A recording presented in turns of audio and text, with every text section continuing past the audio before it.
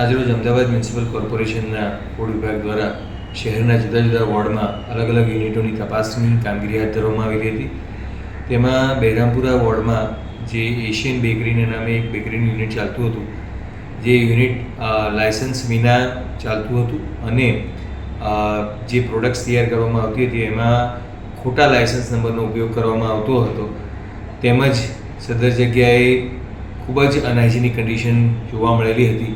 તેથી સદર યુનિટને આરોગ્યના કારણોસર આજરોજ સીલ કરવામાં આવ્યું છે.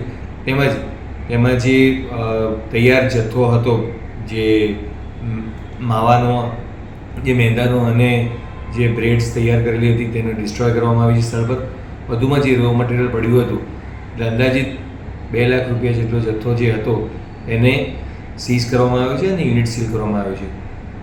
અમદાવાદ મ્યુનિસિપલ કોર્પોરેશન અને રાજ્ય સરકાર દ્વારા જે એનાલોગ પનીરનો ઉપયોગ પર પ્રતિબંધ કરવામાં આવ્યો છે તે અંતર્ગત ડ્રાઈવ સતત ચાલુ છે. તે અંતર્ગત જે અગાઉ સેમ્પલ લેવામાં આવેલા હતા તે પૈકી 3 યુનિટોમાં એનાલોગનો ઉપયોગ થતો હોવાનું જણાયેલ અને સેમ્પલના રિઝલ્ટ આવતા 3 યુનિટોને સીલ કરવામાં આવ્યા છે.